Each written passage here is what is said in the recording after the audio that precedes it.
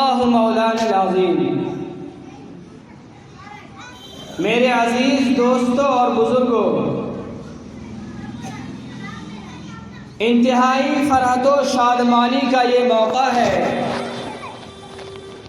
کہ آج ہم سب ایک ایسی تقریب کو منعقد کرنے جا رہے ہیں جو تقریب کے دینی ہے، اخروی ہے، کوئی سیاسی تقریب نہیں ہے۔ اس لیے اولاً ہماری آواز جہاں تک پہنچ رہی ہے، اپنے تمام نوجوان دوستوں سے، بزرگوں سے اور چھوٹے چھوٹے بچوں سے یہ درخواست کرتا ہوں کہ وہ اسٹیج پر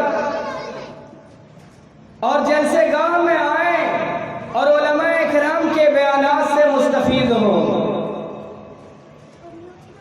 اولاً ہم رب العالمین کی بارگاہ میں سجدہ شکر ادا کرتے ہیں کہ اس نے ہم تمام اراکین مسجد عائشہ بورنگ باڑی چمپا نگر کو اللہ تبارک و تعالی نے یہ توفیق بخشی کہ اس نے ایک ایسا کام لیا جو کام کے یقیناً یاد رکھا جائے گا، جس کام کا ثواب ہمیں دنیا میں بھی عطا کیا جائے گا اور آخرت میں بھی کیا جائے گا۔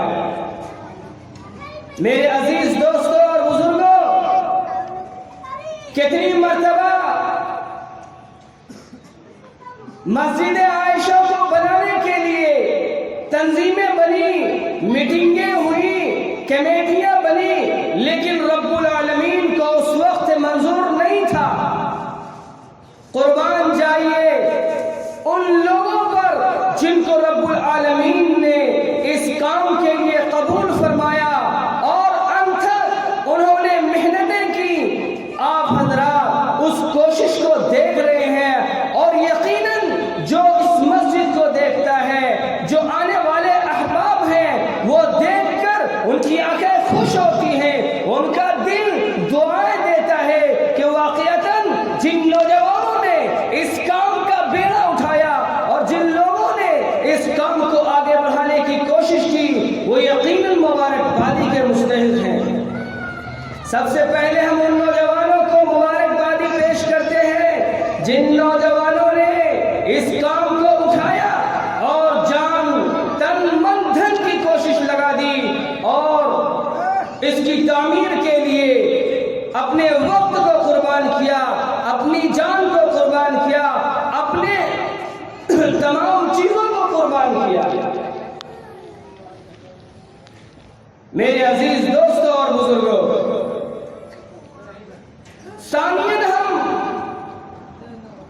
رسول اللہ صلی اللہ علیہ وسلم کی بارگاہ میں درود و سلام کی ڈالی پیش کرتے ہیں کہ جس کے صدقے دوپہر میں کائنات کو سجایا گیا، جس کے صدقے دوپہر میں ہم سب کو اتنے ہی اعضاء و جوارے دیے گئے جتنے اعضاء و جوارے رسول اللہ صلی اللہ علیہ وسلم کو دیا گیا، جس کے صدقے دوپہر میں محشر کے روز حساب و کتاب شروع کیا جائے گا، جس کے صدقے دوپہر میں آج اللہ کی نعمتیں برس رہی ہیں اور قیامت تک برستی چلی جائیں گی، جس کے صدقے دوپہر میں ہم سب کو رب العالمین نے طرح طرح کی نعمتوں سے نوازا، اس ذات پاک پر آج ہم سب مل کر درود و سلام کی ڈالی پیش کرتے ہیں اور یہ دعا کرتے ہیں کہ رب العالمین انہیں اپنے شایان شان جزا بدلہ نصیب فرمائے اور ان کی شفاعت نصیب فرمائے اور میدان محشر میں ان کی سفارش سے ہم میں سے ہر ایک کے لیے اولین جنت الفردوس میں داخلہ نصیب فرمائے۔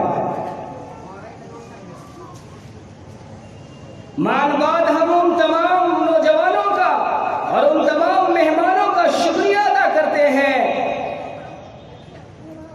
جنہوں نے وقت کو نکال کر ہمارے پروگرام کو بہتر سے بہتر بنانے کے لیے اپنے وقت کو نکالا۔ میرے عزیز دوستوں اور بزرگوں، میں نے قرآن کریم کی ایک آیت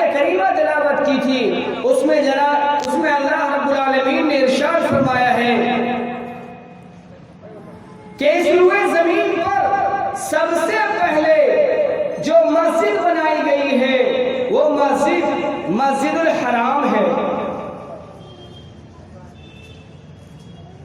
آج ہمارا جلسہ مسجد ہی کی تقریب کی بنیاد پر منعقد کیا گیا ہے، اسی لیے چاہتا ہوں کہ اسی مضمون سے متعلق کچھ باتیں واضح کر دی جائے۔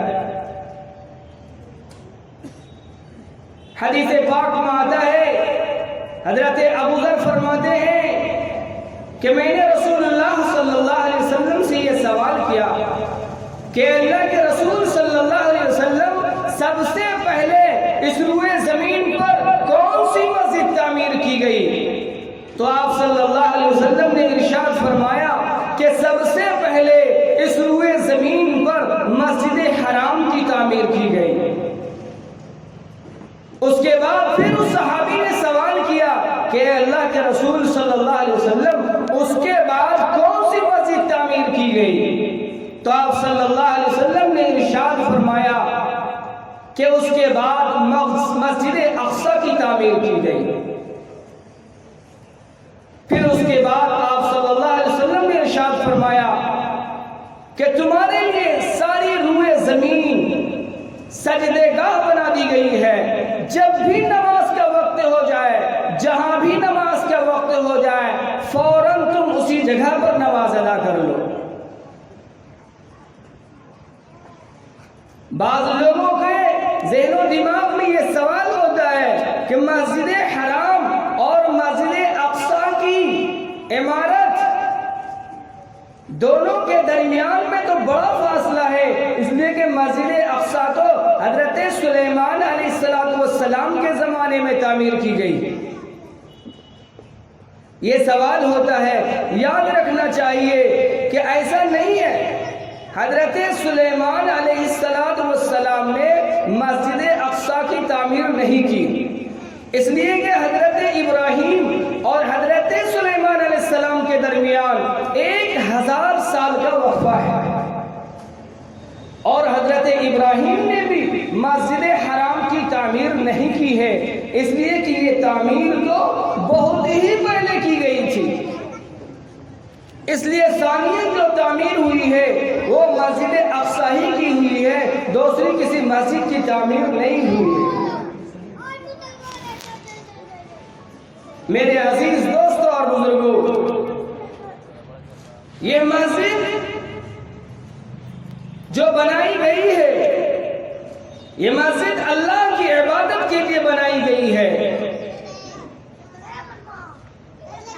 اور اللہ رب العالمین انسان کو یہ موقع فراہم کرتا ہے کہ دیکھو میں تمہارے لیے ایسے اسباب اختیار کرا رہا ہوں اور ایسے اسباب بنا رہا ہوں۔ آگے خالی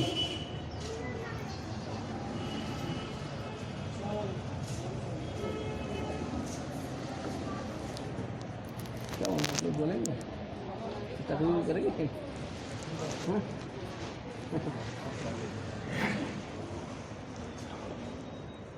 بہر کے میرے دوستوں اور بزرگوں، میں یہ عرض کر رہا تھا کہ اللہ رب العالمین نے ہمیں سے ہر ایک کو موقع دیتا رہتا ہے جنت کے لیے سامان کمانے کا۔ ہمیں بھی اور ہمارے نوجوانوں کو بھی اللہ تعالیٰ نے یہ ذری موقع عنایت فرمایا کہ انہوں نے موقع دیا مسجد عائشہ رضی اللہ تعالیٰ عنہا کو تعمیر کرنے کی۔ جن لوگوں نے تعمیر کیا ہے یقیناً وہ قابل مبارکباد ہے۔ حدیث پاک میں آتا ہے من بنا مسجدا بنا اللہ له بیتا فی الجنہ، کہ جس شخص نے مسجد کی تعمیر کی اللہ رب العالمین اس کے لیے کل قیامت میں اسی طرح کا ایک گھر تعمیر کرے گا۔ لہذا کتنے ہی خوش قسمت ہے وہ انسان جنہوں نے اس مسجد کی تعمیر کے لیے تن من دھن کی بازی لگا دی اور اپنے وقت کو وقت نہیں دیکھا اور اپنے مال کو مال نہیں جانا، اپنے جسم کو جسم نہیں جانا، اور انہوں نے پوری قربانی پیش کی۔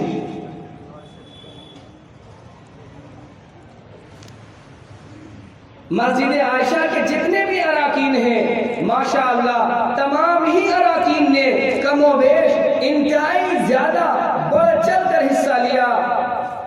اللہ رب العالمین ان تمام اراکین کو اپنی شایان شان جزا اور بدلہ نصیب فرمائے۔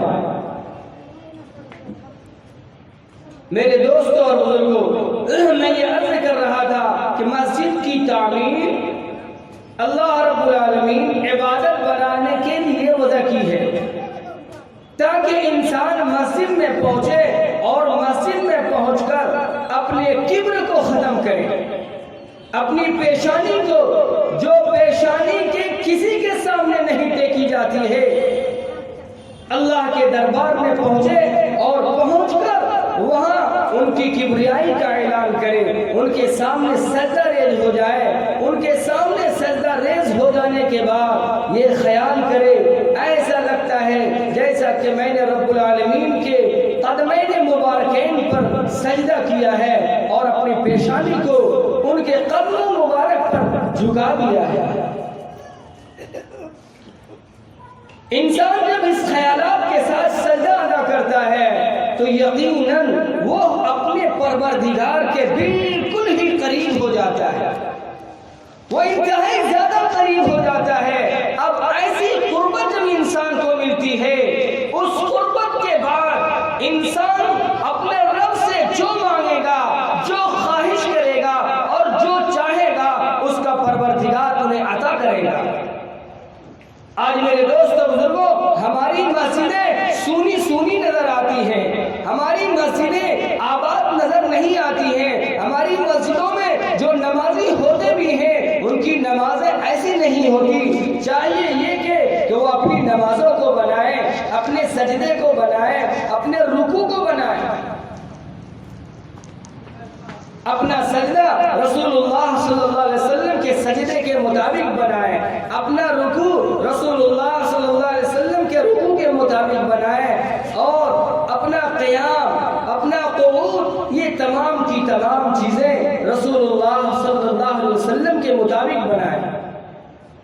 اس لیے کہ رسول اللہ صلی اللہ علیہ وسلم نے ارشاد فرمایا ہے کہ صلو کما رأیتمونی اصلی، کہ تم ویسی نماز پڑھو جیسی میں نماز پڑھتا ہوں۔ یہ حدیث ایک واقعے کے ضمن میں رسول اللہ صلی اللہ علیہ وسلم نے ارشاد فرمائی تھی کہ ایک عربی صحابی آتے ہیں اور دھڑا دھڑ نماز پڑھ کر آپ صلی اللہ علیہ وسلم کی خدمت میں پہنچتے ہیں، اور پہنچنے کے بعد سلام عرض کرتے ہیں، السلام علیکم یا رسول اللہ۔ آپ صلی اللہ علیہ وسلم ان کی نماز کو دیکھ رہے ہوتے ہیں۔ آپ صلی اللہ علیہ وسلم نے ارشاد فرمایا، قم فصلی فإنک لم تصلی، اٹھو میرے بھائی، جاؤ تم دوبارہ نماز پڑھ کر کیا، اس لیے کہ تم نے گویا کہ نماز ہی نہیں پڑھی ہے۔ وہ صحابی جاتا ہے اور دوبارہ پھر نماز پڑھ کر کے آتا ہے، اور پھر اسی طریقے سے سلام عرض کرتا ہے، السلام علیکم یا رسول اللہ۔ آپ صلی اللہ علیہ وسلم جواب عنایت فرماتے ہیں اور پھر فرماتے ہیں، قم فصلی فإنک لم تصلی، کھڑے ہو جاؤ، جاؤ دوبارہ نماز پڑھ کر کے آؤ۔ وہ صحابی جاتے ہیں، سیبارہ نماز پڑھ کر کے آتے ہیں اور پھر سلام عرض کرتے ہیں۔ آپ صلی اللہ علیہ وسلم ارشاد فرماتے ہیں، قم فصلی فإنک لم تصلی، کہ جاؤ دوبارہ سیبارہ نماز پڑھ کر کے آؤ۔ اب اس عربی کے دل میں ایک خیال آتا ہے کہ آخر کیا بات ہے کہ میں نماز پڑھ کر کے آتا ہوں اور پھر بھی جناب محمد رسول اللہ صلی اللہ علیہ وسلم ارشاد فرماتے ہیں کہ جاؤ دوبارہ نماز پڑھ کر کے آؤ، کون سی خرابی ہے؟ اس لیے وہ سوال کرتے ہیں، اے اللہ کے رسول صلی اللہ علیہ وسلم، میں نے تو نماز پڑھ لی، کیسی نماز چاہتے ہیں؟ آپ علیہ السلام فرماتے ہیں، صلو کما رأیتمونی اصلی، میرے بھائی ویسی نماز پڑھو جیسی نماز میں پڑھتا ہوں، جیسی نماز مجھے تم پڑھتے ہوئے دیکھتے ہو کہ جب میں نماز پڑھتا ہوں تو میرے اعضاء و جوارح بالکل پرسکون رہتے ہیں، بالکل بالکل سوکھی ہوئی لکڑی ہوتی ہے، نہ اس میں کوئی حرکت ہوتی ہے، نہ کوئی جان ہوتی ہے، کسی طرح کی اس میں جنبش نہیں ہوتی. ویسی نماز رسول اللہ صلی اللہ علیہ وسلم چاہ رہے تھے، اور یقیناً اس صحابی کی نماز ویسی نہیں تھی. اس صحابی کی نماز ہماری نماز کی طرح تھی. آج ہماری نماز بھی ویسی ہی ہوتی ہے، نماز 4 رکعت پڑھ لیتے ہیں، لیکن میرے دوستو بزرگوں، ہمارا خیال اس بات کی طرف بھی نہیں جا پاتا ہے کہ میں کس ذات کے سامنے کھڑا ہوں، میں کس مالک کے سامنے کھڑا ہوں، کس خالق کے سامنے کھڑا ہوں، میں اس سے کہہ کیا رہا ہوں، اسے اس کا بھی پتہ نہیں ہوتا. زندگیاں نماز پڑھتے پڑھتے گزر جاتی ہے، اسے سورہ فاتحہ کا ترجمہ تک نہیں معلوم ہو پاتا، اسے یہ بھی نہیں پتا چل پاتا کہ سبحان ربی العظیم کا ترجمہ کیا ہے، اسے یہ بھی نہیں معلوم ہو پاتا کہ سبحان ربی الاعلیٰ کا ترجمہ کیا ہے، اسے یہ بھی نہیں معلوم ہو پاتا کہ الحمدللہ رب العالمین کا معنی کیا ہے. اسے چھوٹی چھوٹی صورتیں انا اعطینا قل هو اللہ احد کا ترجمہ نہیں معلوم. بڑے افسوس کے ساتھ یہ کہنا پڑتا ہے کہ جس عبادت کو ہم بالغ ہونے کے بعد سے موت تک کرتے رہتے ہیں، 20 سال 30 سال 40 سال تک کرتے رہتے ہیں، لیکن ہماری ایک بھی نماز رسول اللہ صلی اللہ علیہ وسلم کی نماز کے مطابق نہیں ہو پاتی. میرے دوست بزرگوں، اور یہ یاد رکھیے، پوری زندگی نہیں ہو سکتی ہے جب تک کہ ہم اور آپ اپنی نماز کو بنانے کی کوشش نہ کریں. انسان چھوٹی سے چھوٹی چیز بنانا چاہتا ہے تو اس کے لیے ماہر کے پاس جانا پڑتا ہے، اس کی بولیاں سننی پڑتی ہے، اس کے غصہ کو سہنا پڑتا ہے، اس کے ناز اور نخرے کو برداشت کرنا پڑتا ہے. یہ نماز اتنا اہم اور محترم شان عبادت، میرے عزیز دوستوں بزرگوں، میں اس کی اہمیت اور اس کی عظمت پر کیا بیان کروں. آپ حضرات نے یقیناً اس کی عظمت کو بھی سنا ہے، اس کی اہمیت کو بھی سنا ہے کہ رسول اللہ صلی اللہ علیہ وسلم کو تمام کے تمام انعامات اسی دنیا کے اندر دیے گئے، لیکن جب نماز جیسی اہم عبادت ادا کرنی تھی تو اس کے لیے کتنا لمبا سفر آپ صلی اللہ علیہ وسلم سے کرایا گیا. اتنا لمبا سفر آپ صلی اللہ علیہ وسلم سے کرایا گیا، کیا وہ رب چاہتا تو نماز کو یہی نہ دے دیتا؟ یقیناً نماز بہت بڑی عبادت ہے جس کی بنیاد پر اللہ نے چاہا کہ یہ خصوصی انعام ہے، یہ خصوصی پیکج ہے، اس کو ہم اپنے پاس بلا کر اپنے محبوب کو ادا کریں گے، اپنے محبوب کو دیں گے، تاکہ یہ محبوب اپنی امت کے پاس لے جائے گا تو اسے پیش کرے گا، اور یہ امت اس کی پھر جو ہے عظمت کو سمجھے گی، اس کی حقیقت کو سمجھے گی، اور پھر اسی طریقے سے نماز ادا کرے گی. لیکن کتنے افسوس کا مقام ہے کہ ہماری نماز خواص کی نماز بھی خواص کی طرح ہے، عوام کی نماز بھی عوام کی طرح ہے. کسی کی نماز کو دیکھ کر یہ کہنا بڑا مشکل ہو جاتا ہے کہ یہ نماز کسی ولی کی نماز کی طرح ہے، یہ نماز کسی صحابی کی نماز کی طرح ہے، یہ نماز کسی نبی کی نماز کی طرح ہے. میرے دوستوں بزرگوں، آج بھی اس دنیا کے اندر ایسے لوگ موجود ہیں جنہوں نے اپنی نماز کو بنایا ہے، سیکھا ہے، سمجھا ہے اور وقت لگایا ہے. یہ نماز ہر جگہ نہیں سکھائی جاتی. آج صرف اور صرف یہ نماز سکھائی جاتی ہے تو وہ صرف اور صرف خانقاہ میں سکھائی جاتی ہے، اس کے سوا کہیں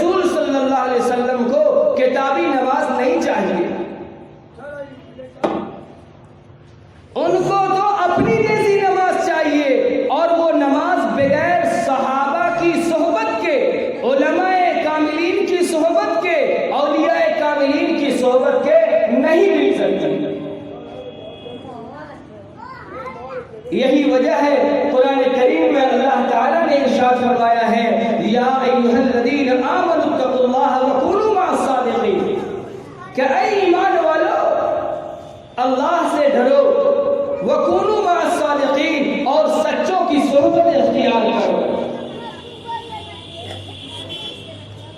اس آیت کریمہ میں رب العالمین نے ارشاد فرمایا کہ اے ایمان والو اللہ سے ڈرو۔ پتہ یہ چلا کہ صرف ایمان ہے تو یقیناً ڈر پیدا نہیں ہو سکتا۔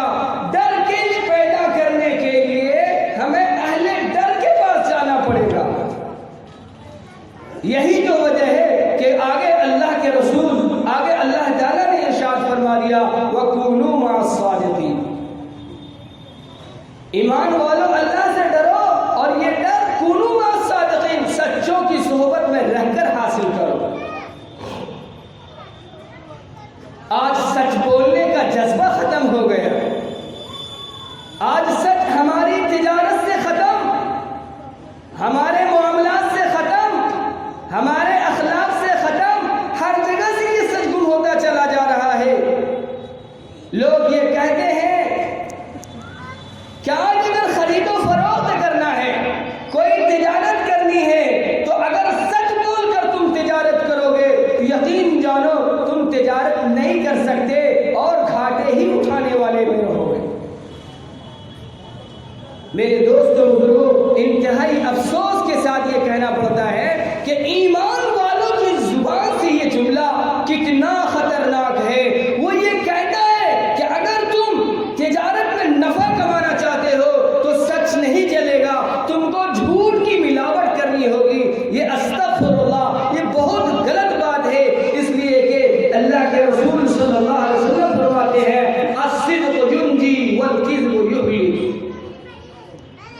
کہ سچائی انسان کو نجات دلاتی ہے، سچائی انسان کو جنت تک لے جاتی ہے، سچائی سرخروئی عطا کرتی ہے، سچائی عزت عطا کرتی ہے۔ تم کیسی بات کر رہے ہو کہ اگر برکت چاہتے ہو، تجارت میں نفع چاہتے ہو تو جھوٹ کا سہارا لینا ہوگا؟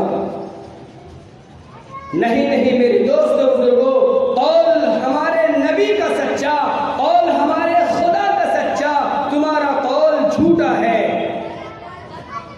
سب کا قول جھوٹا ہو سکتا ہے مگر ہمارے نبی کا قول جھوٹا نہیں ہو سکتا، ہمارے نبی کا قول سچا ہے، اس لیے کہ اس نے فرما دیا ہے الصدق ینجی والکذب یہلک، کہ سچائی نجات دیتی ہے اور جھوٹ انسان کو ہلاکت کے گڑھے میں ڈال دیتا ہے۔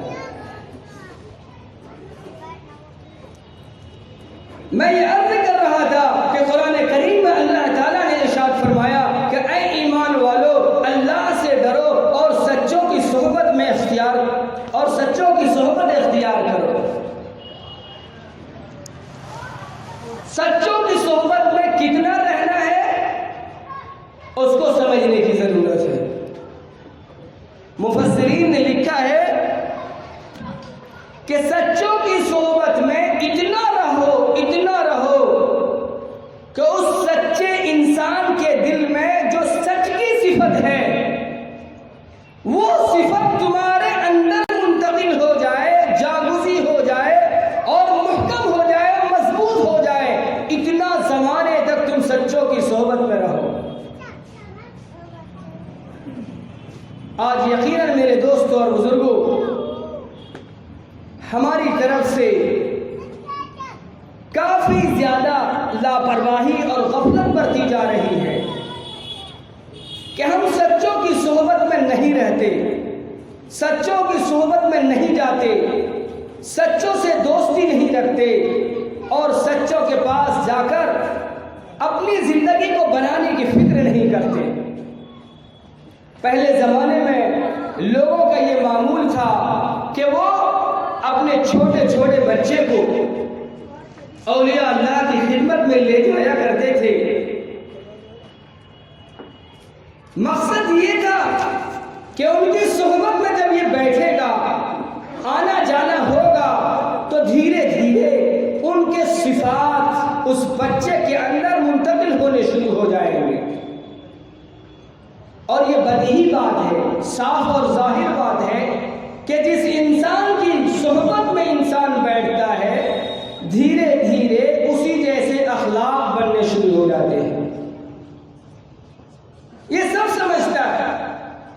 مالداروں کی صحبت میں انسان بیٹھتا ہے تو مالدار بننے کی فکر ہونے لگتی ہے، اچھے انسانوں کی صحبت میں بیٹھتا ہے تو اچھا بننے کی فکر ہونے لگتی ہے۔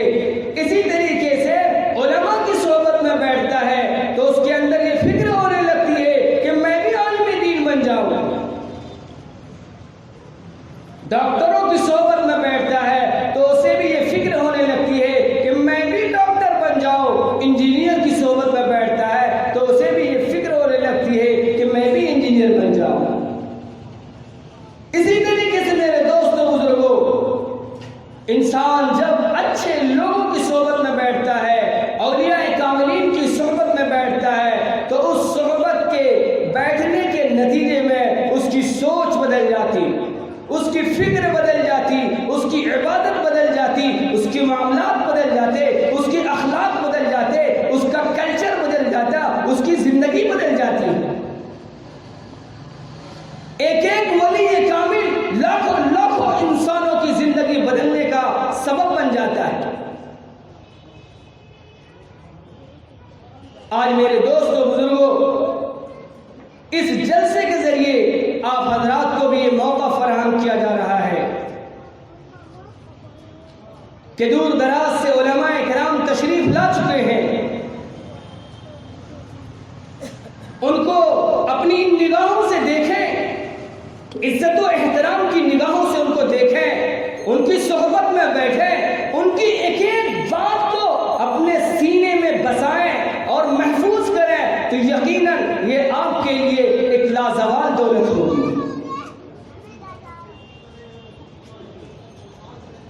اس لیے اس موقع کو نہ گوائیں، اور جہاں تک بھی میری آواز پہنچ رہی ہے، وقت بہت زیادہ ہو چکا ہے، ہم اپنے نوجوانوں سے، اپنے بزرگوں سے اور اپنے بچوں سے یہ درخواست کریں گے کہ جلد از جلد اسٹیج پر آئیں، جلسے گاہ میں آئیں، تاکہ باضابطہ طور پر پروگرام کا آغاز کیا جا سکے اور ہم باہر سے آئے ہوئے علماء کرام کے بیانات سے مستفید ہو سکیں۔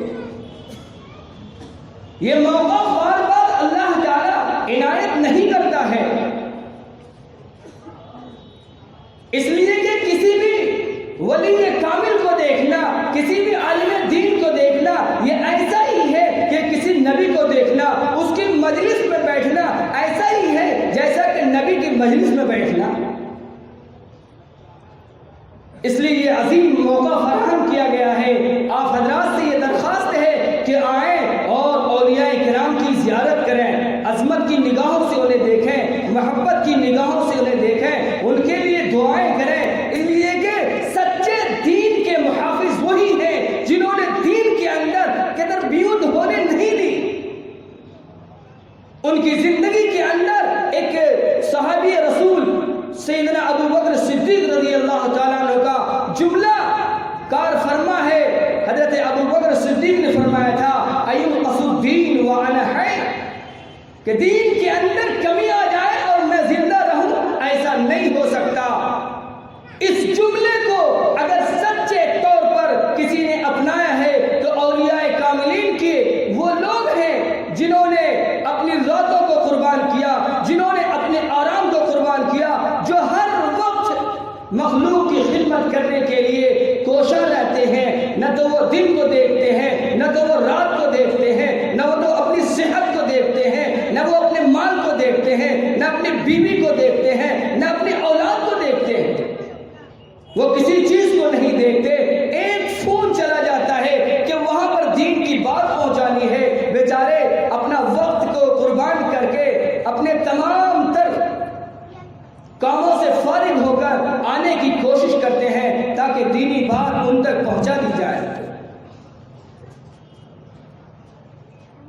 میرے دوستوں اور بزرگوں، انتہائی خوشی و مسرت کے ساتھ یہ اعلان کیا جاتا ہے کہ ہمارے مہمان خصوصی حضرت مولانا احمد نصر صاحب بنارسی دامت برکاتہ العالیہ، محتمل مدرسہ امدادیہ بنارس کیمپ، صبح میں 2 بجے ہی میں تشریف لا چکے ہیں، اور اسی طریقے سے ہمارے عظیم مقرر حضرت مولانا علامہ عطاء الرحمن صاحب عطا مفتاحی دامت برکاتہ العالیہ بھی تشریف لا چکے ہیں، اور اسی طریقے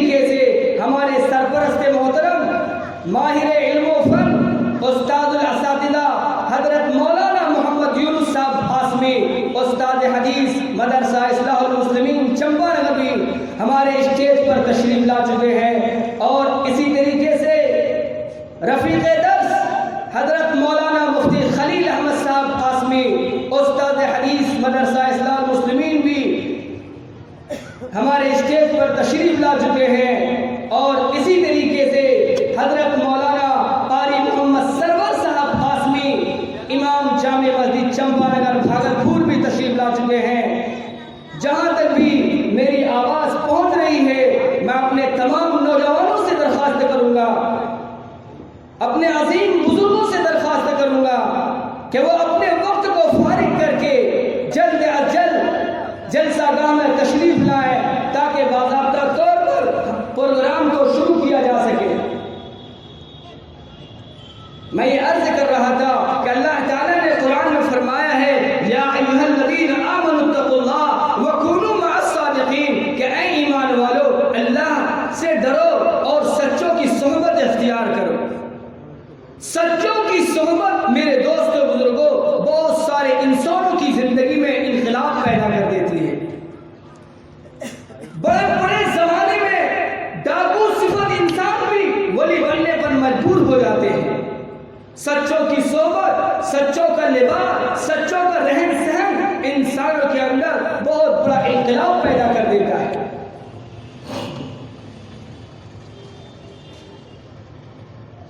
حضرت مولانا احمد نصر صاحب بنارسی انہیں اولیاء کاملین بزرگوں میں سے ہیں۔ میں آپ تمام حضرات سے یہ درخواست کروں گا کہ حضرت والا سے اپنا اصلاحی تعلق بھی قائم کریں، ان کی مجلسوں میں جائیں اور آئیں، ان سے کچھ سیکھنے کی کوشش کریں اور اپنے عیوب کو ان سے بتائیں۔ اس لیے کہ ڈاکٹر کے پاس اگر ہم جائیں گے اور اپنی بیماری کو نہیں بتائیں گے تو یقین جانیے ہم چاہے لاکھ روپے فیس کیوں نہ ڈاکٹر کو دے دیں، ہمارا مرض ختم نہیں ہو سکتا۔ ہم نے بہت بڑے ڈاکٹر کو چوائس کر لیا، منتخب کر لیا اور بیٹھ بھی ہو گئے، لیکن ہمارے اندر جو کبر کی بیماری ہے، جو آنکھوں کے غلط استعمال کرنے کی بیماری ہے، جو کانوں کے غلط استعمال کرنے کی بیماری ہے، گالی گلوچ کرنے کی جو بیماری ہے، غیبت کرنے کی جو بیماری ہے، بے صبری کرنے کی جو بیماری ہے، اگر ہم ان بیماریوں کو ان سے نہیں بتائیں گے تو یقین جانیے اس کا علاج نہیں ہو پائے گا۔ اس لیے ان تمام لوگوں سے اپنے تعلقات کو استوار کرنے کے بعد ان کی عظمت کو ملحوظ رکھتے ہوئے ان کے پاس جانا آنا کرتے رہیں، ان سے کچھ سیکھتے رہیں۔ یقیناً انسان جب سیکھتا ہے تو سیکھتے سیکھتے ایک دن ماہر بن جاتا ہے، ایک دن فنکار بن جاتا ہے۔ اسی طریقے سے ہم اور آپ بھی یقیناً کسی ولی کامل کی صحبت میں جاتے رہیں گے تو ایک نہ ایک دن اللہ تبارک و تعالی ہمیں بھی اپنا دوست بنا لے گا، اور جب ہم اللہ کے دوست بن جائیں گے تو پھر یاد رکھیے دنیا کا کوئی ڈر ہمیں نہیں ستائے گا، آخرت کے اندر ہمیں کوئی غم نہیں ہوگا، دنیا کے اندر بھی ہم شاداں و فرحاں رہیں گے اور آخرت میں بھی ہم شاداں و فرحاں رہیں گے۔ یہاں بھی ہمارا بیڑا پار ہو جائے گا اور وہاں بھی انشاءاللہ اس اولیاء کاملین کی صحبت کی برکت سے، رسول اللہ صلی اللہ علیہ وسلم کی محبت و سفارش کی برکت سے بیڑا پار ہو جائے گا۔ آج کا یہ پروگرام مسجد عائشہ رضی اللہ تعالی عنہا بورنگ باڑی چمپا نگر بھاگلپور کی تعمیری تکمیل کی تقریب کی بنیاد پر منعقد کیا گیا ہے، جو آپ تمام حضرات کو معلوم ہے۔ صدر صاحب پروگرام شروع کر دیں نا؟ کن کو مولانا عطا الرحمن صاحب آئے ہیں ہمارے گھر پہ بھی ناشتہ کر رہے ہیں۔ جی جی جی جی آسن جمع آ گیا۔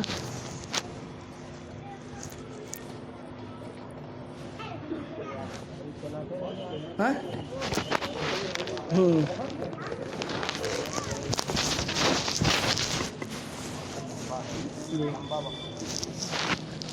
بس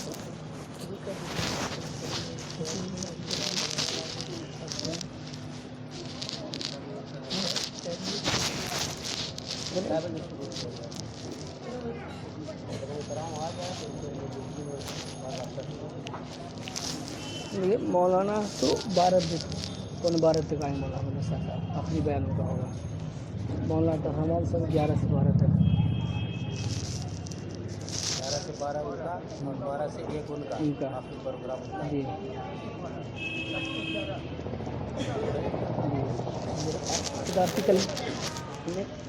صدارتی کلمات کی بات ہے. خلیل صاحب ایک ٹھنڈا بولے. مولانا افضل صاحب بھی آئیں گے. اور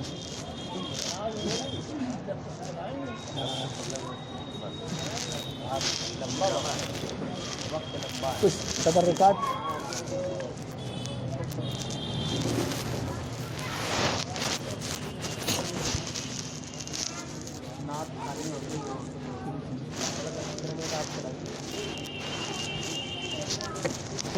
ادھر سر کیا مولانا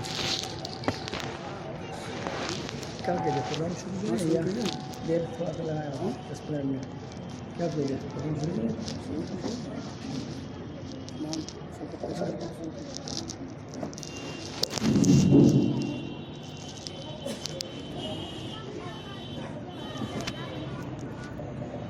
میرے عزیز دوستوں اور بزرگوں، میں یہ عرض کر رہا تھا کہ مسجد عائشہ کی تعمیر کا اللہ تعالیٰ نے ہم تمام اراکین مسجد عائشہ کو موقع عنایت فرمایا. یہ موقع رب العالمین ہمیں گاہے بگاہے کسی نہ بھی کسی شکل میں عطا کرتا رہتا ہے تاکہ یہ انسان آخرت کے لیے تیاری کرتا رہے، پونجی جمع کرتا رہے. بڑے خوش نصیب ہیں وہ تمام کے تمام اراکین جن لوگوں نے مسجد عائشہ کی تعمیر میں بڑھ چڑھ کر حصہ لیا اور اپنے جسم کو، اپنے تن کو، اپنے وقت کو قربان کیا. اللہ رب العالمین ان تمام نوجوانوں کو، ان تمام سرپرستوں کو اور ان تمام بچوں کو بہترین اپنی شایان شان جزا بدلہ عطا فرمائے اور دنیا کے اندر بھی ترقیات سے نوازے اور آخرت کی بھی تمام تر ترقیوں سے اور بھلائیوں سے انہیں مالا مال فرمائے. اس مسجد کے لیے بہت پہلے سے کئی کمیٹیاں بھی بنی، کئی مرتبہ میٹنگیں بھی ہوئی، لیکن شاید رب العالمین کو اس وقت منظور نہیں تھا، اسی لیے مسجد عائشہ کی تعمیر اس وقت نہ ہو سکی. بعد میں ہمارے نوجوان ساتھیوں کے دلوں میں یہ جذبہ پیدا ہوا، یہ تڑپ پیدا ہوئی، یہ امنگ پیدا ہوئی کہ یہ جگہ ویران پڑی ہوئی ہے، گندگی کا ڈھیر بنی ہوئی ہے، کیوں نہ جس مقصد کے لیے بانی نے اور واقف نے اس جگہ کو وقف کیا ہے اس کو اسی مقصد کے لیے استعمال کیا جائے. نوجوان تیار ہوتے چلے گئے، ان کو گاہے بگاہے تیار بھی کرنا پڑا، کہنا سننا بھی پڑا. تو ماشاءاللہ میٹنگیں ہوتی رہی، پھر ایک اخیر میں کمیٹی بنی، جس کمیٹی کے اندر کچھ لوگ چنے گئے. ان تمام لوگوں نے اس کی تعمیر کا بیڑا اٹھایا. ماشاءاللہ ثم ماشاءاللہ آپ دیکھ رہے ہیں کہ آج وہ 3 منزلہ عمارت کی شکل میں آپ کے سامنے موجود ہے. پہلی منزل کا کام تقریباً ہو چکا ہے. آج کام مکمل نہ ہونے کی بنیاد پر ہمارے نوجوانوں نے یہ فیصلہ کیا کہ کام پائے تکمیل کو نہیں پہنچا ہے، جس کی وجہ سے انشاءاللہ ثم انشاءاللہ جمعہ کی نماز سے مسجد کا افتتاح عمل میں لایا جائے گا، اور اس کے لیے ایک مہمان خصوصی ملک کے نامور مقرر صوفی وقت حضرت مولانا محمد مطیع الرحمان صاحب شاکن، ان سے یہ درخواست کی گئی ہے، حضرت والا یقیناً تشریف لائیں گے اور انہی کے ذریعے سے وہاں خطاب شروع ہوگا، حضرت والا وہاں خطاب فرمائیں گے اور انہی کے بیان سے مسجد کا آغاز ہوگا، اور پھر وہی نماز بھی ادا فرمائیں گے، اور پھر اسی دن سے باضابطہ طور پر مسجد میں نماز شروع ہو جائے گی انشاءاللہ العزیز۔ میں یہ عرض کر رہا تھا کہ یہ مسجد جو بنائی گئی ہے، اس مسجد کو جاتی ہے تاکہ یہ انسان رب العالمین کے دربار میں آئے اور آنے کے بعد رب کی ربوبیت اور رب کی طاقت کو سوچے، رب کے کمالات کو سوچے، آنے کے بعد رب کے سامنے روئے، سجدوں میں روئے، قیام میں روئے، اور رونے کے بعد اپنے مالک سے مضبوط تعلق قائم کرے۔ یقین جانیے صحابہ نے نماز کے ذریعے سے اپنے تمام مسائل کو حل کرا لیا تھا، لیکن آج ہم اور آپ ہیں کہ نماز کے ذریعے سے اپنے مسائل کو اللہ سے حل نہیں کرا پاتے۔ ایک نماز سے انسان اس زمانے میں اپنے مسائل کو حل کرا لیتا تھا۔ فضائل اعمال میں ایک قلی کا واقعہ لکھا ہوا ہے، وہ شاید کوفہ کا رہنے والا قلی تھا۔ ایک مرتبہ جب وہ سفر کر رہا تھا تو وہ اپنے گھوڑے پر سوار تھا، جا رہا تھا، ایک شخص نے اسے روکا اور پوچھا کہاں کا ارادہ ہے؟ تو اس قلی نے کہا کہ فلاں جگہ جانے کا ارادہ ہے۔ تو اس شخص نے کہا مجھے بھی وہی جانا ہے، اگر آپ چاہیں تو مجھے بھی لے کر چلیں، اور میں نے ایک بہت ہی شارٹ کٹ راستہ دیکھا ہے، بڑا مختصر راستہ ہے، اگر آپ اس راستے سے چلے جائیں گے تو گھنٹوں کا سفر 10-20 منٹ میں ہو جائے گا۔ وہ قلی تیار ہو جاتا ہے، جانے لگتا ہے، جاتے جاتے جنگل کے راستے سے وہ سفر طے کراتا ہے، اور ایک راستے پر ایک جگہ پر وہ راستہ ختم ہو جاتا ہے۔ وہ اترتا ہے، ننگی تلوار نکال لیتا ہے، اور اس گھوڑ سوار مالک کو دکھاتا ہے اور یہ کہتا ہے کہ تجھے ماروں گا، اور مارنے کے بعد تیری ساری جائیداد، تیری مال و دولت سب کچھ لے لوں گا۔ وہ قلی یہ عرض کرتا ہے کہ دیکھ بھائی، تجھے مال چاہیے، تجھے گھوڑا چاہیے، تجھے میری دولت چاہیے، لے لے، لیکن تو مجھے چھوڑ دے۔ وہ تیار نہیں ہوتا ہے، وہ یہ کہتا ہے کہ نہیں، میں تو تیری جان ہی لوں گا۔ قلی یہ کہتا ہے ٹھیک ہے، تو میری جان ہی لے لینا، لیکن مجھے 2 رکعت پڑھنے کی صرف مہلت دے دے۔ قلی وضو کرتا ہے، 2 رکعت نماز ادا کرتا ہے،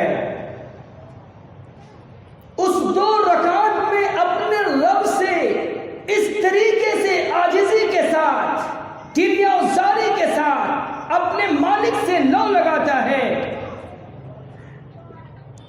کہ رب العالمین کا مقرر کردہ فرشتہ آتا ہے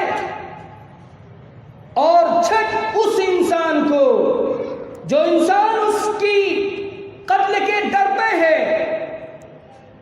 تلوار سے اس کی گردن اڑا دیتا ہے اور وہ فرشتہ جانے لگتا ہے. یہ کلی جھٹ اپنی نماز پوری کرتا ہے اور آواز دیتا ہے, او سوار رک جاؤ, بتاؤ تو صحیح تم کون ہو, تم نے ایسے وقت میں میری کیسے امداد کی, تمہارا میرا کیسا تعلق ہے, تم کون ہو بتاؤ تو صحیح. وہ فرشتہ کہتا ہے کہ میں امن یجیب المضطر اذا دعاہ کا غلام ہوں, مجھے اللہ نے بھیجا تھا تیری مدد کے لیے, تو نے نماز کے ذریعے سے مدد چاہی تھی, میرے مالک نے مجھے تیری مدد کے لیے بھیجا. میرے عزیز دوست بزرگوں, ایک کلی کی نماز دیکھیے کہ رب کی طاقت حرکت میں آ جاتی ہے, فرشتہ مدد کو ان پہنچتا ہے. آج ہماری نمازیں ہیں کہ مسجدیں بھری رہتی ہیں لیکن ایک کام اپنی مرضی کے مطابق کرانا چاہتے ہیں تو ہم نہیں کرا پاتے. کیوں؟ اس لیے کہ ہماری نماز اللہ کے رسول کی نماز کی طرح نہیں ہے. ہماری ویسی نماز نہیں جیسی نماز میرا رب چاہتا ہے, ہماری ویسی نماز نہیں جیسی نماز رسول اللہ صلی اللہ علیہ وسلم چاہتے ہیں. اگر ہم ویسی نماز پڑھیں گے تو یقیناً ہمارے مسائل نماز سے حل ہو جائیں گے. حضرت عمر رضی اللہ تعالیٰ عنہ 2 رکعت نماز کے لیے نیت باندھتے تھے, سپہ سالار ہوتے تھے, اسی میں جنگ کے لیے پورا کا پورا نقشہ تیار کر لیا کرتے تھے کہ کسے کہاں بھیجنا ہے, کسے کہاں نصب کرنا ہے, کیسے جنگ کرنی ہے. قرآن بھی میرے دوست بزرگوں جا بجا تلقین کرتا ہے, وَاسْتَعِينُوا بِالصَّبْرِ وَالصَّلَاةِ, وَاسْتَعِينُوا بِالصَّبْرِ وَالصَّلَاةِ, کہ صبر کے ذریعے سے اللہ سے مدد مانگو, صبر کے ذریعے سے اللہ سے مدد مانگو, نماز کے ذریعے سے اللہ سے مدد مانگو.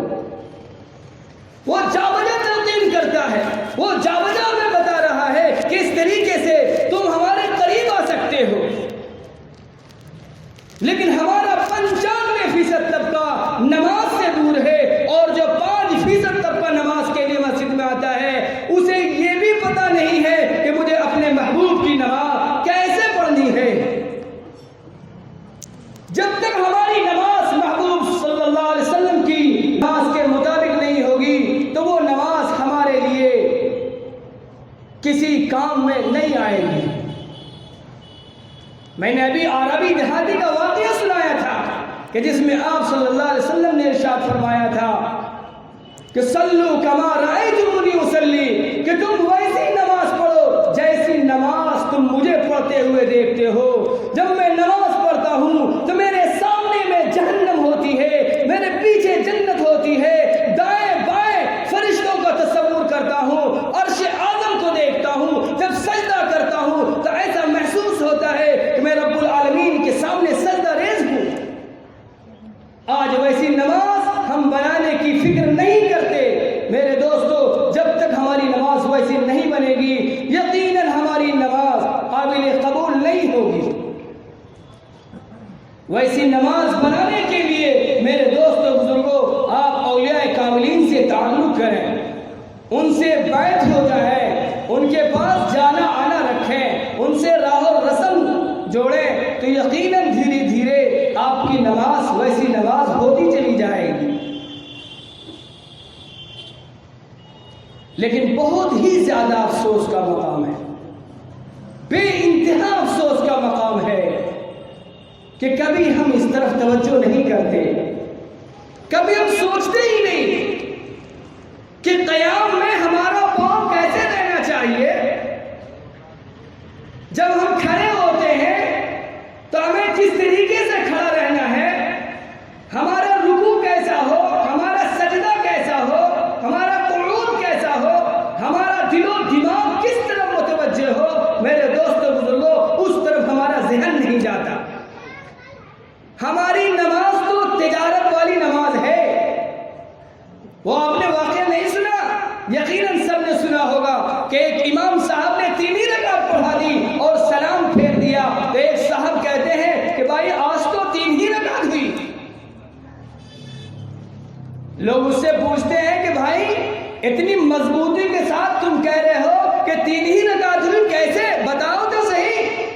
وہ کہتا کہ میری 4 دکانیں ہیں، ہر ایک رکعت میں ایک دکان کا حساب کرتا ہوں، آج تو 3 ہی دکان کا حساب ہوا تھا اور نماز پوری ہو گئی۔ میرے دوست بزرگوں، آج ہماری نماز یقیناً اسی طرح کی ہے۔ ایک مکھی ہماری نماز کو برباد کر دیتی ہے۔ مکھی آئی بس پریشان ہے مارتے مارتے، کبھی ہم اپنے آستین کو صحیح کر رہے ہیں، کبھی اپنے دامن کو سمیٹ رہے ہیں، کبھی اپنی پیشانی کو پوچھ رہے ہیں۔ یہ سب عبث حرکت ہے، اس سے نماز میں خوشی و خضوع نہیں پیدا ہوتی۔ میرے دوستوں بزرگوں، میں یہ مضمون اس لیے عرض کر رہا ہوں کہ مسجد کے تعلق سے تقریب منعقد کی گئی ہے، اسی لیے اسی طرح کا مضمون آپ کے سامنے بیان کر رہا ہوں۔ میں اپنے علماء سے بھی یہ درخواست کروں گا، عوام الناس سے بھی درخواست کروں گا کہ تمام کے تمام حضرات اپنی نمازوں کو سنت کے مطابق بنانے کی فکر کریں۔ نقش قدم نبی کے ہیں جنت کے راستے، نقش قدم نبی کے ہیں جنت کے راستے، اللہ سے ملاتے ہیں یہ سنت کے راستے۔ آج میرے دوست بزرگوں، ہمارا راستہ سنت کا نہیں، ہمارا چلنا سنت کے خلاف، ہمارا بولنا سنت کے خلاف، ہمارا کھانا سنت کے خلاف، ہماری نگاہیں سنت کے خلاف، ہم اپنی اولاد اور میاں بیوی بچوں کی تربیت جو کرتے ہیں وہ سب سنت کے خلاف کرتے ہیں۔ جب سنت کے خلاف ہماری زندگی گزرے گی تو اللہ کی طرف سے ہمیں مسائل میں الجھا دیا جائے گا۔ اس لیے کہ اگر ہم سنتوں کی پیروی نہیں کریں گے تو یقیناً رب العالمین کا جو محبوب ہے رحمت للعالمین صلی اللہ علیہ وسلم، ان کے بھیجنے کا مقصد فوت ہو جائے گا۔ اللہ تعالیٰ نے اپنے محبوب کو اسی لیے تو بھیجا تھا کہ دیکھو تم میرے محبوب کو وہ کیسے چلتا ہے تم اسی طرح چلو، دیکھو تم میرے محبوب کو کیسے کھانا کھاتا ہے تم اسی طرح کھاؤ، دیکھو کھاتے وقت اس کی نوعیت کیا ہوتی ہے تم بھی اسی طریقے سے کھاؤ، دیکھو غصے کے وقت میں محبوب کا کیا طریقہ ہوتا ہے تم بھی اسی طریقوں کو اختیار کرو، دیکھو محبوب جب خوشی کا موقع ہوتا ہے تو وہ کس طریقے سے زندگی گزارتا ہے تم اسی طریقے سے زندگی گزارو، دیکھو وہ رکوع کیسے کرتا ہے، دیکھو وہ سجدہ کیسے کرتا ہے، دیکھو اس کی معاشرت کیسی ہے، دیکھو اس کے معاملات کیسے ہیں، دیکھو اس کے اخلاق کیسے ہیں، اسی طریقے سے تمہیں اپنے آپ کو ڈھالنا ہے۔ اسی لیے تو میں اپنے محبوب کو بھیجا ہوں، ورنہ میرے دوست و بزرگوں کون اپنے محبوب کو بھیجتا ہے؟ 1 لاکھ روپے مجھے محبوب ہے، اگر یہ مجھے مانگ لے کہ تم 1 لاکھ دے دو، میں تمہارا پاؤں دباتا ہوں، میں تمہاری خدمت کے لیے تیار ہوں، کیا میں دے دوں گا؟ کوئی آ کر کے یہ کہہ دے کہ تمہاری بیوی مجھے بڑی اچھی لگ رہی ہے لہذا تم مجھے اپنی بیوی دے دو، وہ انسان کیا دے سکتا ہے؟ کوئی آ کر کہنے لگے تمہارا مکان تو بڑا دیدہ بہت خوبصورت ہے، بہترین تاج محل معلوم ہو رہا ہے، مجھے دے دو، تو وہ انسان کہے گا نہیں، اس مکان سے تو مجھے محبت ہے، میں کیسے دے سکتا ہوں؟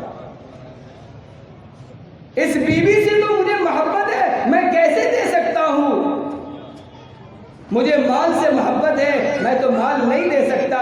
قربان جائیے رب العالمین کی ذات پر کہ اس کا صرف اور صرف ایک محبوب ہے، وہ ہے جناب محمد رسول اللہ صلی اللہ علیہ وسلم کی ذات۔ اس نے یہ قربانی پیش کی کہ اپنے محبوب کو اس امت کے حوالے کر دیا کہ جاؤ ہم اپنے محبوب کو 23 سال کے لیے تمہیں دیتے ہیں، تم ان کی نشست و برخاست کو دیکھو، تم ان کے اٹھنے بیٹھنے کو دیکھو، تم ان کے کھانے پینے کو دیکھو، تم ان کے غصہ کو دیکھو، تم ان کی خوشی کو دیکھو، تم ان کی نماز کو دیکھو، تم ان کے چلنے پھرنے کو دیکھو، اسی طریقے سے زندگی گزارو۔ میرے عزیز دوستوں بزرگوں، جو نبی کے ہمیشہ ہمارے لیے رویا، جو نبی کے جہنم سے بچنے کے لیے، جہنم کو چھوڑیے دنیا کے اندر تھوڑی تھوڑی مصیبتوں سے بچنے کے لیے راستہ بتا گیا، اس نبی کی ایک سنت کا تذکرہ ہماری زبان پر نہیں آتا۔ ایک سنت کا تذکرہ، اتنا بڑا مجمع ہے، کسی مجمع سے فرد سے پوچھ لیجئے کیا کبھی آپ کے گھر میں آج کے دن میں کسی محبوب کی سنت کا تذکرہ آیا؟ محبوب کے کھانے کا تذکرہ آیا؟ محبوب کی ایک دعا کا تذکرہ آیا؟ بڑے افسوس کے ساتھ یہ کہنا پڑے گا کہ نہیں آیا۔ کیوں؟ اس لیے کہ ہم دنیا کی زندگی میں اتنے زیادہ مشغول ہیں، اتنے زیادہ مشغول ہیں کہ ہمیں آخرت کی فکر ہی نہیں پیدا ہوتی۔ ایسا احساس ہوتا ہے جیسے کہ اس دنیا کو ہمیں چھوڑنا ہی نہیں ہے، ہمیں قبر کے گڑھے میں جانا ہی نہیں ہے۔ نہیں میرے دوستوں اور بزرگوں، ہمیں بیدار ہو جانا چاہیے۔ اس جیسے موقع سے یہ موقع فراہم کیا جا رہا ہے کہ اپنے اندر ایمان کو پیدا کریں، جرأت پیدا کریں، صداقت پیدا کریں، عدالت پیدا کریں، حیا پیدا کریں۔ وہ حیا جو رسول کریم صلی اللہ علیہ وسلم کی حیا ہے، وہ عدالت پیدا کریں جو نبی کی عدالت ہے، وہ صداقت پیدا کریں جو نبی کی صداقت ہے۔ نبی کی ایک ایک سنت کو زندہ کرنے والا، یاد رکھنا، اس دنیا کے اندر بھی زندہ رہے گا، آخرت کے اندر بھی زندہ رہے گا۔ ہمارے صحابہ جب سلاطین کے محلوں میں جاتے تھے، ان کے دربار میں جاتے تھے، تو وہ 1 انچ بھی نبی کی سنت کے خلاف کرنے کے لیے روادار نہیں تھے۔ دسترخوان پر لقمہ گر جاتا تو بغل سے لوگ اس طرح کہتے کہ ارے یہ تو بڑا دربار ہے، بڑے مالک کا دربار ہے، تم یہاں پر لقمہ اٹھا کر کے کھا رہے ہو۔ وہ صحابی رسول عرض کرتے،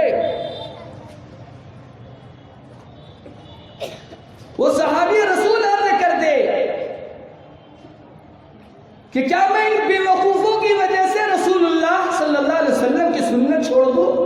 ایسا نہیں ہو سکتا۔ اگر انہیں بات کرنی ہے تو میں اس سنت کے ساتھ ان سے بات کرنا چاہتا ہوں، ورنہ تو انہیں منع کر دو، مجھے ضرورت نہیں ہے ایسے دربار میں جانے کی اور ایسے بادشاہ سے ملنے کی۔ وہ واپس ہونے کے لیے تیار ہو جاتے تھے۔ ایک صحابی رسول نصف پنڈلی تک لنگی اور تہبند باندھ کر جاتے ہیں۔ لوگ کہتے ہیں یہاں کے عربوں کا دستور ہے کہ جو بڑا ہوتا ہے ان کی لنگی نیچے لوٹاتی رہتی ہے، ٹخنے سے نیچے ہوتا ہے۔ آپ جو جا رہے ہیں، آپ کا پائچہ اتنا اٹھا ہوا ہے، آپ اس کو نیچے کر لیجئے۔ وہ یہ عرض کرتے نہیں، انہیں اگر ملاقات کرنی ہے تو میں اسی صورت کے ساتھ، اسی لباس کے ساتھ، اسی حیات کے ساتھ ان سے ملاقات کرنا چاہتا ہوں۔ میں اپنے نبی کی سنت سے 1 انچ پیچھے نہیں ہٹ سکتا۔ آج میرے دوستوں بزرگوں، اس سنت کا تذکرہ کہاں ہوگا؟ نہ تو مسجد میں تذکرہ ہوتا ہے، نہ مدرسے میں تذکرہ ہوتا ہے، نہ گلی کوچے میں تذکرہ ہوتا ہے، نہ کسی گھر میں تذکرہ ہوتا ہے۔ اس سنت کو زندہ کون کرے گا؟ وہ کون سی قوم پیدا کی جائے گی جو قوم کے محبوب کی سنت کو زندہ کرے گی؟ بیواؤں سے شادی کرنے کی سنت کون زندہ کرے گا؟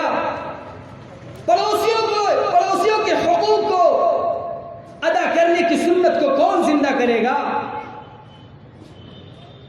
اپنے لاچار بھائی بہنوں کی پریشانیوں اور دکھوں کے وقت میں آنے کا کام جو نبی کیا کرتے تھے، اس کی سنت کو کون زندہ کرے گا؟ میرے عزیز دوستوں بزرگوں، وقت بہت زیادہ ہو چکا ہے۔ اب میں یہ چاہتا ہوں کہ اس پروگرام کو باضابطہ طور پر شروع کیا جائے۔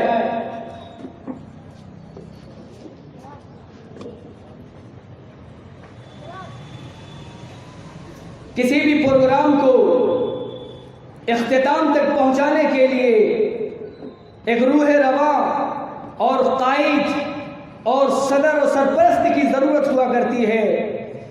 اسی اصول کے پیش نظر میں یہ چاہتا ہوں کہ آج کی اس اجلاس کی صدارت ایک ایسی ہی شخصیت کے سپرد کی جائے جو اس صدارت کا مستحق بھی ہو۔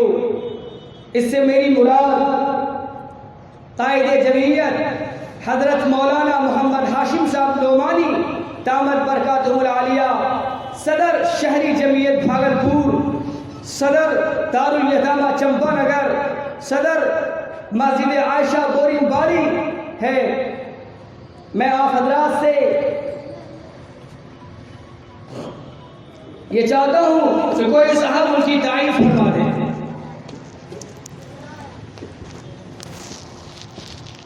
اس جلسے کی صدارت کے لیے جس شخصیت کا نامی پیش کیا گیا ہے، میں ان کا اپنی طرف سے اور تمام اراکین کی جانب سے پرزور لفظوں میں تائید کرتا ہوں۔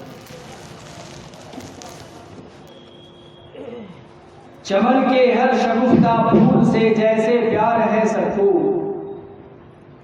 چمن کے ہر شگفتہ پھول سے جیسے پیار ہے سب کو، سرے محفل صدارت آپ کی تسلیم ہے سب کو۔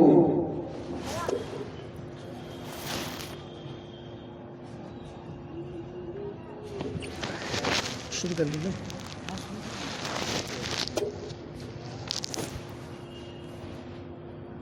میرے عزیز دوستوں اور بزرگوں،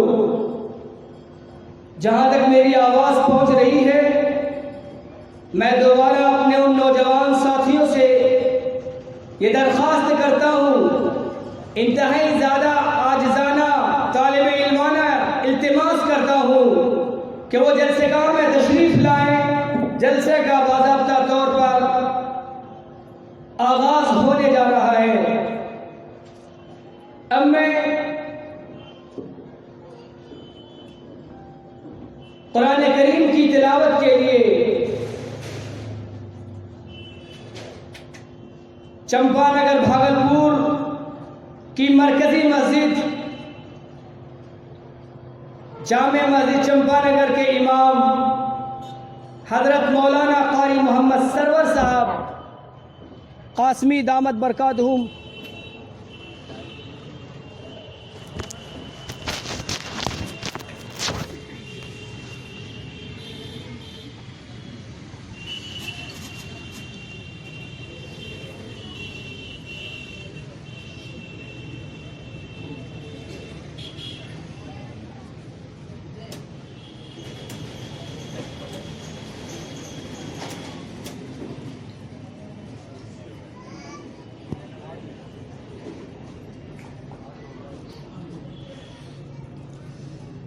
میں حضرت قاری صاحب کو اس شعر کے ساتھ دعوت دیتا ہوں کہ سناؤ نغمے قرآن کہ ہم بیدار ہو جائیں، سناؤ نغمے قرآن کہ ہم بیدار ہو جائیں، اندھیروں سے نکل کر صاحب انوار ہو جائیں۔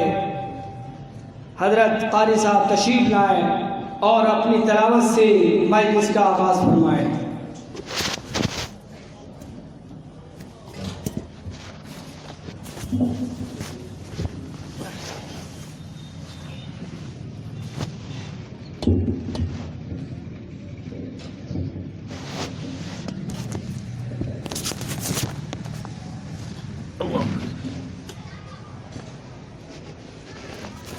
السلام علیکم ورحمۃ اللہ وبرکاتہ۔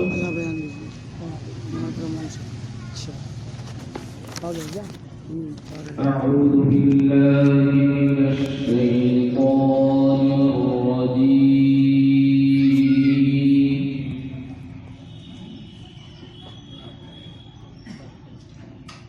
بسم اللہ الرحمن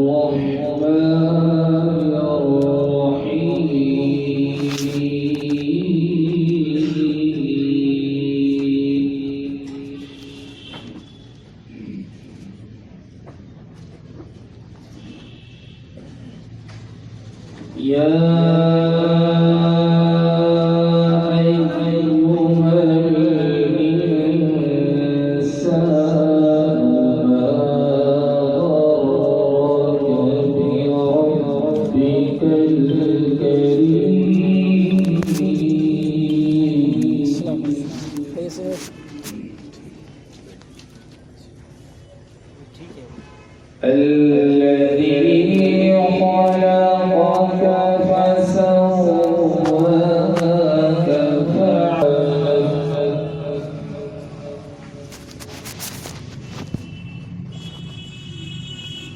في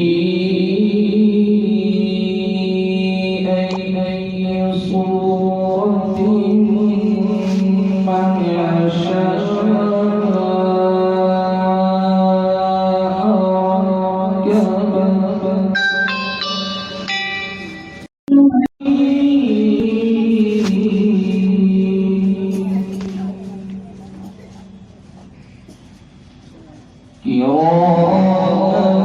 ركبك كاتبين يعلمون ما تفعلون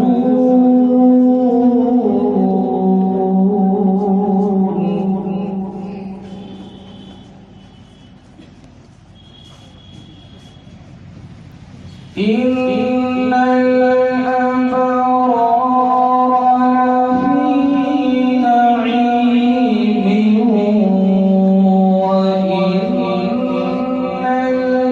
الفجار لفي جحيم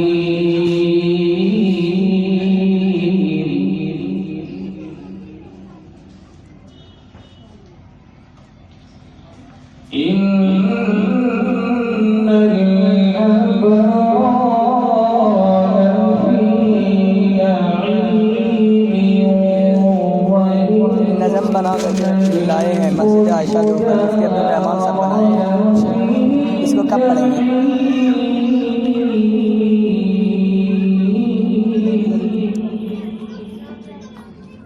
اس کو بیچ میں پڑھی بیچ میں ٹھیک ہے حدیث کے نام عبد الرحمان کہہ رہے تھے پہلے پڑھانے کے لیے اس کو کیا نام ہے مظفر کہاں ہے مظفر اور اگر ٹھیک ہے